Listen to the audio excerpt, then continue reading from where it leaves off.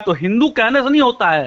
बोलने वाले हिंदू कितने हैं, सामाजिक हिंदू कितने हैं, करने वाले कितने हैं, केवल कहने मात्र से नहीं होता है कि हम हिंदू हैं। जगना होगा, जगाना होगा, नहीं जगेंगे तो आने वाले 10 साल के बाद आपका सर्वनाश तय है, इस बात को लिख लीजिए। तो वह महिला प्रधानमंत्री वहां से शेख हसीना निकल गई, भारत में ये चीज नहीं होगा और प्रधानमंत्री अकेले क्या कर पाएंगे। इसके लिए हम सभी को जागरूक बनना पड़ेगा, नहीं तो आने वाले समय में आपका विनाश होगा। बच्चे को शिक्षा नहीं दी जा रही है, सरस्वती पूजा की शिक्षा नहीं दी जा रही है, आप उस स्कूल में बच्चे को पढ़ा रहे हैं और आप कहते हैं कि हम सनातनी हिंदू हैं, आपको जान का खतरा है वहां पे। तो यह दृश्य भारत में भी आ सकता है। यह आप घिरे हुए हैं, हैदराबाद से घिरे हुए हैं, मुंबई से घिरे हुए हैं, दिल्ली में घिरे हुए हैं, बंगाल में घिरे हुए हैं, कहां नहीं आप घिरे हुए, उत्तर प्रदेश में घिरे हुए, बिहार में हमारे असम के लोग कहां से यहाँ जांच नहीं होता है। हमारे साइड में न जाने कितने ऐसे रोहिंग्या हैं जो यहाँ पे कबाड़ी का बड़ा बड़ा दुकान खोल करके बैठे हुए। बांग्लादेश में तबाही की स्थिति बनी हुई है और ऐसे में जिस तरीके से हिंदुओं को लगातार टारगेट किया जा रहा है, हमारे साथ बातचीत करने के लिए हिंदुओं के मुद्दों पर अक्सर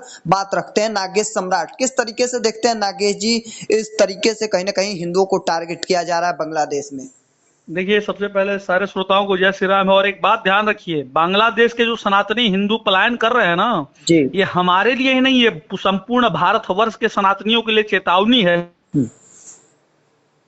तो भाग करके भारत चले आएंगे, लेकिन भारत में यह अगर भयावह दृश्य जब होगा, क्योंकि बंगाल में रोहिंग्या घुसते जा रहे हैं, तो बंगाल भारत का अंग है और भारत में ही रोहिंग्या घुस करके सारे जगह से आपको पैक कर दिया जाएगा, तो भारत के सनातनी हिंदू कहां जाएंगे? इस पे विचार कौन करेगा? इस पे बड़े बड़े आला कमान में बैठे हुए नेतागण, इनको विचार करने की जरूरत है, अन्यथा आने वाले समय संपूर्ण सनातनियों का सर्वनाश हो जाएगा। चाहे वो शासन हो, प्रशासन हो, अगर इस पे संज्ञान नहीं लेते हैं, क्योंकि सरकार ही केवल जिम्मेवारी क्यों लेगी? सरकार ही क्यों केवल करेगा? प्रशासन हो, प्रशासनिक लोग हो, उनको भी जिम्मेवारी लेनी चाहिए कि नहीं भाई, सनातनी हिंदुओं को मजबूती प्रदान करना होगा, उनके पक्ष के लिए हमें भी आवाज बनना होगा, नहीं तो वो भी सनातनी हिंदू है, कल को उनके साथ भी घात प्रतिघात किया जा सकता है। लोगों का कहना है कि जिस तरीके से लगातार वहां से लोग दूसरे जगहों पे कुछ जाने की कोशिश कर रहे हैं, हालांकि यहाँ के जो हिंदू हैं और दूसरे समुदाय के लोग हैं, उनका कहना है कि एक दिन ऐसी स्थिति तानाशाही की रही तो एक दिन यहाँ पर भी हो सकती है। साहब, वहां जाति पूछ करके नहीं भगाया जा रहा है कि हिंदू का कौन जाति है। वहां आप धर्म देख करके आप भाग रहे हैं क्योंकि हिंदू हैं, आपको जान का खतरा है वहां पे। तो यह दृश्य भारत में भी आ सकता है। यह आप यह ना सोचे कि आप मजबूत हैं और आप भविष्य काल की सोचे। आप वर्तमान में अभी जो जी रहे हैं, इसको लेकर मत सोचिए कि हम सुरक्षित हैं। अपने पीढ़ी को सोचिए कि वो सुरक्षित रहेगा या नहीं रहेगा, या 40 वर्ष के जो माता पिता है वह सुरक्षित आने वाले 10 साल में रहेंगे या नहीं रहेंगे। या भारत के लिए एक चेतावनी बन करके, क्योंकि आप घिरे हुए हैं, हैदराबाद से घिरे हुए हैं, मुंबई से घिरे हुए हैं, दिल्ली में घिरे हुए हैं, बंगाल में घिरे हुए हैं, कहां नहीं आप घिरे हुए, उत्तर प्रदेश में घिरे हुए, संख्या आबादी बढ़ती जा रही, बिहार में कटिहार, अररिया, पूर्णिया आप ले लीजिए, ये सारे जगहों में घुस रहे हैं लोग रोहिंग्या, लेकिन इसकी जांच कोई नहीं कर रहा। यहाँ तक कि इवन बिहार में हमारे असम के लोग कहां से यहाँ जांच नहीं होता है। हमारे साइड में न जाने कितने ऐसे रोहिंग्या हैं जो यहाँ पे कबाड़ी का बड़ा बड़ा दुकान खोल करके बैठे हुए, कबाड़ खाना खोल कर, और इनकी जांच नहीं होती और हिंदू अपने जमीन दे देते हैं इनको रेंट के लिए। और अंतोगत्वा इनका जब सर्वनाश होगा तो फिर जवाब ये सनातन समाज के लोगों से कहेंगे कि मुझे बचा लीजिए। जो सनातनी लोग हैं उनसे क्या अपील करेंगे आप?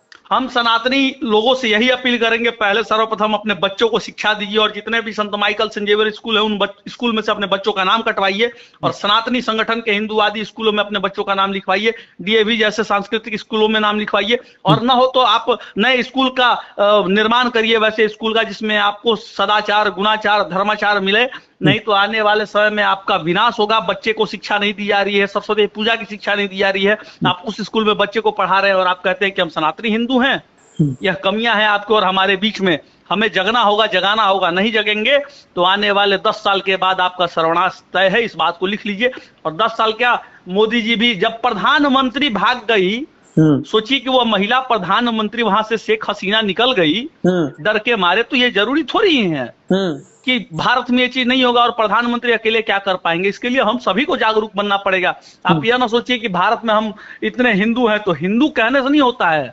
बोलने वाले हिंदू कितने हैं, सामाजिक हिंदू कितने हैं, करने वाले कितने हैं, केवल कहने मात्र से नहीं होता है कि हम हिंदू हैं। यहाँ तो जात पात में खंडित आपको कर दिया गया कि फलानवा जाति के हैं, फलानवा एक ही जाति के हैं, और उसके बाद आप कहेंगे कि हम हिंदू हैं। नहीं, यह टैग मार्क दे करके आप हिंदू नहीं बन सकते हैं और अपने विनाश का कारण खुद हिंदू बनेगा भारत में। एक आखिरी सवाल होगा, चूंकि हिंदू को टारगेट करने वाले खास समुदाय के लोग दिख रहे हैं तस्वीरों में, कई जगहों पे देखा जा रहा है। इस्कॉन मंदिर में हमला हुआ, दाढ़ी वाले लोग, जो टोपी वाले लोग हैं, वो हमला कर रहे हैं। पत्रकार महोदय, ये इतिहास गवाह है, पाकिस्तान में हिंदू बहन बेटियों का शादी हो रहा था तो कौन उठा के लेके जाते थे आपको पता है। बांग्लादेश में हिंदुओं को मार रहा है लोग, बंगाल में मार रहा है लोग, तो कौन लोग मार रहा है, ये सारा चीज आपको पता है, बताने की जरूरत नहीं है। लेकिन विशेष कौम के ऊपर इतना ध्यान आकृष्ट करना, चाहे वह बिहार की सरकार हो या भारत की सरकार हो, चाहे जितने पार्टी के नेता हो, अगर आप लोग ध्यान आकृष्ट कर रहे हैं ना उनके ऊपर, क्योंकि वो लोग जात पात नहीं करते हैं, हिंदुओं में जात पात करके फूट डाल दिया इन नेताओं ने आज, इसलिए हिंदू समाज विघटित है, खंडित है, जिसका परिणाम है कि ये लोग वोट में प्रयोग करते हैं। लेकिन वही हिंदू को जातीय के नाम पे नहीं मारा जाएगा, धर्म के नाम पे मारा जाएगा। जिस प्रकार से बंगाल में हिंदुओं के साथ किया जा रहा है, बांग्लादेश में हिंदुओं के साथ हो रहा है, वह दिन ज्यादा दूर नहीं है कि भारत में तो हो भी रहा है थोड़ा बहुत, जिसको लोग देख नहीं पा रहे हैं। चुनाव के वक्त आप बंगाल में देखिए, न जाने कितने हिंदुओं के साथ दुर्व्यवहार हुआ, कितने छात्रों को छत पर से भागना पड़ा डर के मारे। ऐसा स्थिति बंगाल में, असम में हो रखा है। आप कितना भी कह लिए, सफाई दे लिए कि भारत के हिंदू सुरक्षित हैं, मैं नहीं मानता। चलिए, बहुत बहुत धन्यवाद अपना समय, महत्वपूर्ण समय देने के लिए नागेश जी, धन्यवाद। जय श्री राम।